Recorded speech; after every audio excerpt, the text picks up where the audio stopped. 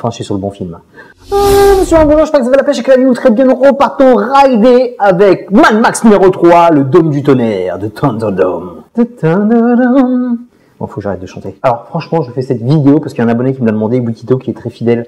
Et pour lui faire plaisir, je fais cette vidéo parce que je voulais vraiment passer directement sur Fury Road, voir Furiosa. Mais je me suis dit, il fallait que je m'arrête. Pour faire tout Mad Max, il fallait que je passe par le numéro 3, qui est le plus lacunaire des Mad Max. C'est très difficile, très difficile. Donc je l'ai revu, et je ne l'avais pas vu depuis des années, je ne l'avais pas vu depuis mon enfance. Et à ma grande surprise, je peux réévaluer quelques petites choses à la hausse. Il y en a d'autres, je reste sur mes positions, mon pote. C'est pas possible. Parce que franchement, dès le début, t'as pas l'impression d'être dans un Mad Max. C'est ça le gros problème. C'est ce que j'ai dit sur les autres vidéos. On est vraiment sur le film des années 80, aventureux, les films d'action de l'époque. Et on n'est plus sur Mad Max, on est plus sur cette suite du numéro 2. Et pourtant, il y avait du potentiel pour faire quelque chose de grandiose, parce que les personnages étaient là, le monde était là. C'était encore George Miller aux manettes, qui a plein d'idées, qui a plein de bonnes idées d'ailleurs. Parce que franchement, il y a des super trucs qu'il va utiliser plus tard dans sa filmographie, et dans Fury Road d'ailleurs. Et d'autres qui passent carrément pas. Et moi, je pense que le film, je sais pas, hein, s'il y a un rapport, je suppute légèrement. Le duo a été cassé en deux, à cause de la vie, parce que Byron Kennedy est décédé.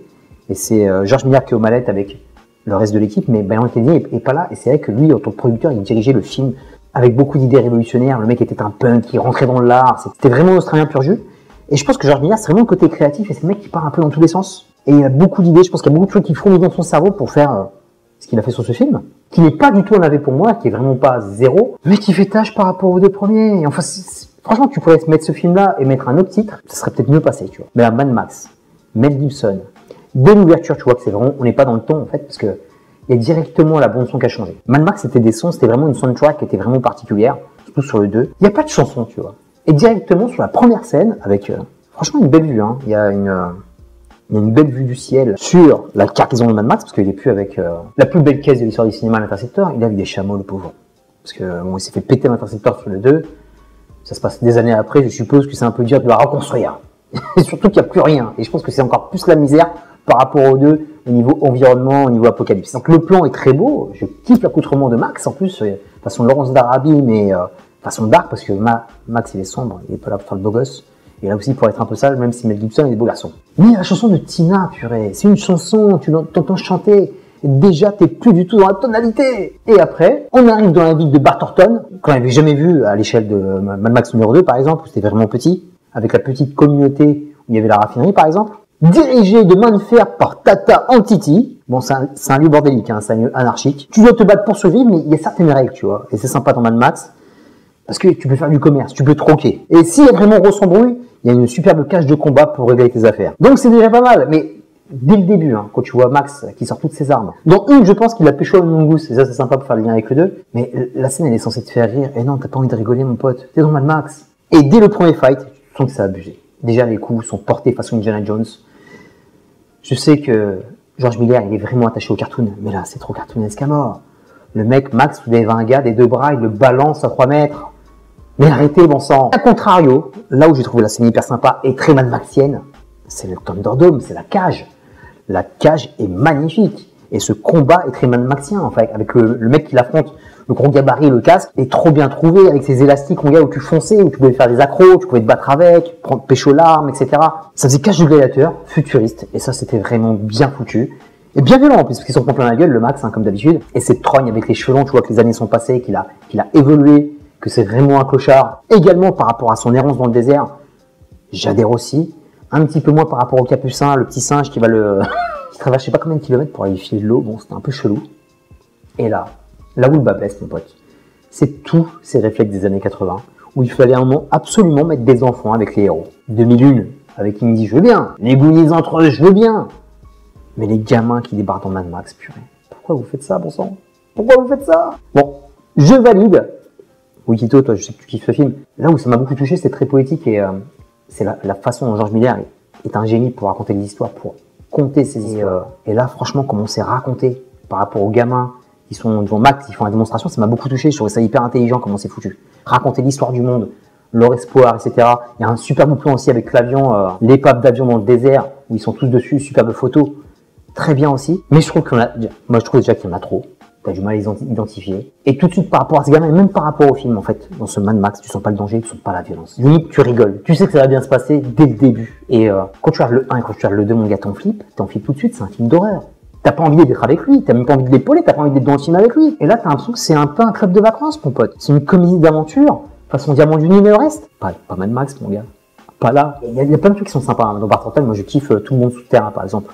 L'idée des cochons, c'est super sympa. Tout le temps, ces trognes de malade mental qu'il y a dans le... dans les figurants, même dans les personnages secondaires, le nain, mettre des gens un peu zinzin. Il y avait déjà peut-être un Warboy qui était là aussi chez les gamins, qui était super sympa, qui était un peu musique, mais tout grimé de blanc. Et c'est souvent ça dans Mad Max, moi, tu vois dans Fury Road, c'est souvent des allers-retours. Il doit retourner au point de départ pour faire quelque chose, pour faire une action. Là, c'est super sympa quand ils vont chercher ce qu'ils ont à chercher. Bon, les gamins, c'est un peu plus déboulé qu'autre chose. Parce que Max, c'est très bien. Dès le début, ils vont être en galère.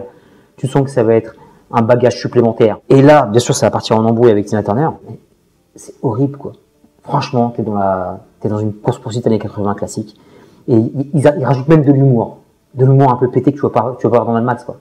Moi, il y a une scène qui m'a horripilé. C'est vraiment quand Max court pour s'échapper. Et finalement, il tombe sur je sais pas combien de warriors qui sont en face de lui pour le courir après. Mais mon ami, c'est les aventuriers de l'Arche perdue, c'est des années plus tard Jack Sparrow, ça n'a rien à faire ici. Et même s'il y a des bonnes idées par rapport à la course-poursuite, bon, ça vaut pas le 2, ça ne grave pas à la cheville, ça prend même pas un orteil du 2, mais c'est cool de passer de la poursuite en voie ferrée avec pas mal de véhicules, même si le véhicule il est un petit peu ridicule, ça m'a fait penser à Dumb and Dumber, avec cette peau de vache, mon pote, il se retrouve dans une voiture peau de vache, un peu abusé, mais franchement, c'était plutôt cool. Ça passe du wagon en voiture, etc. Il y a quand même de bonnes scènes d'action, même si t'es jamais très flippé par rapport à ce qui se passe à l'écran, et il y a un retrait de la violence qui est énorme par rapport à la saga. Et dans tout ça, t'as tout le temps une petite note de poésie qui me touche aussi, tu vois. Quand les gamins trouvent le tourne-disque, quand ils passent le disque, et quand ils apprennent le français. C'est une petite goutte d'oxygène et d'espoir dans ce putain d'apocalypse. Que c'était beau, ça. Ça aussi, c'est bien fait. C'est des idées que j'ai complètement oubliées. Ce sont de superbes idées parmi trop de pétouilles, parmi trop de lacunes, c'est vraiment dommage. Comme cette fin aussi, cette fin que j'avais oubliée, qui est la fin la plus optimiste dans un Mad Max. Parce qu'il y a un vrai espoir de peut-être un retour à la civilisation. Je ne savais pas, j'ai complètement oublié cet envol avec la ville de Sydney que j'avais complètement zappé en fait. Comme je te dis, ça fait des années que je ne l'avais pas vu. Et ça, c'était pas mal parce que ça ouvre sur une note d'espoir. En fait, la franchise peut s'arrêter là parce que Max, tu le laisses sans rentrer. Pour lui, il y a plus trop d'espoir. Et elle a aussi... le personnage de Tina Turner est très sympa, mais on le voit pas beaucoup à l'écran. Dans mes souvenirs, je voyais un peu plus. Mais pour une actrice chanteuse, pour une chanteuse, je trouve qu'elle s'est très bien débrouillée. Superbe charisme par rapport à ce qu'elle a à faire, par rapport à la grande méchante. C'est pas une méchante qui se tape, mais c'est une méchante qui est manipulatrice. Et c'est une nana, en fait, qui s'est... tu comprends à peu de mots, hein. George Miller, c'est pas le mec qui fait des grands dialogues, mais tu comprends sur peu de choses que, en fait, cette nana, elle était pas grand chose avant. En fait, elle s'est élevée grâce à l'apocalypse. Et ça arrive souvent dans ce genre d'histoire. Quand Daryl il parle dans The Walking Dead, en fait, Daryl dans sa vie, c'était juste un redneck. Et mon pote, dans The Walking Dead, il est serviable parce que c'est un as de la survie, le gars. Ça devient un monstre. Elle, c'est un peu la même chose. Elle a créé une ville, il y a une hiérarchie, une organisation. C'est peut-être une grosse dictatrice, mais elle essaye de mettre un projet en place. Elle essaie de construire quelque chose, contrairement à un Max qui erre dans le Wasteland depuis des années. Donc, qu'est-ce que c'était? Pas mal. On revoit le truc à la hausse. C'est très sympa, on voit pas mal aussi, c'est super de voir un film de George Miller, c'est tellement riche, franchement.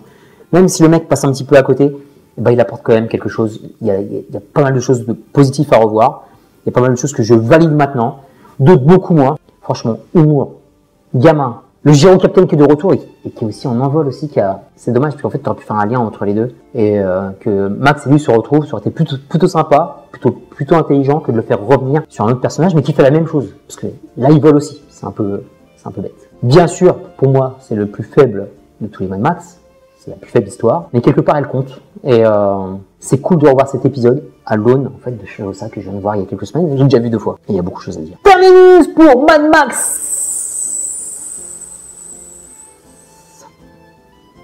On l'a refait. Terminus pour Mad Max numéro 3, le Dôme du Tonnerre. Je te dis à très bientôt pour des prochaines vidéos. Ici, la porte-toi bien. Merci pour tes likes, tes partages, tes commentaires. Est-ce que tu as vu Mad Max numéro 3? Qu'est-ce que tu en as pensé? Qu'est-ce que tu penses de la saga Mad Max? Ne dis rien sur Furiosa parce que je vais faire une vidéo dessus. Et encore moins sur Fury Road parce que je vais essayer de faire la grosse vidéo dessus parce que ça le mérite, mon pote. Ça le mérite, il faut se lâcher. Donc, gros bisous Rikito. Et aux autres, pareil, lâchez-vous en commentaire. Et plein de gros bisous, je vous kiffe, les gars.